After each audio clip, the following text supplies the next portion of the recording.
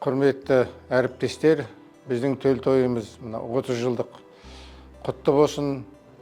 Үлкен тәжірибе жинадық. Егеменді Қазақстанның егеменді соттарының іргетасы қаланды. Сол заманды ең бірінші бастағанда қиын уақыттардан өттік, аман есен. Қазір үлкен сот саласы тәжірибе жинады.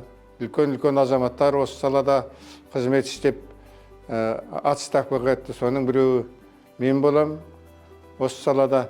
Сондықтан да сіздерге тілейтінім мына заманда жастарға, жас судьяларға еңбектеріңіз жемісті болсын. Сіздерді әр уақытта қолдап жүрсін Алла. Жақсылықта болыңыздар. Сот саласының мәртебесі көтеріле берсін. Оны көтеретін сіздерсіздер. Сондықтан да сіздерге барлық жақсылық тілеймін.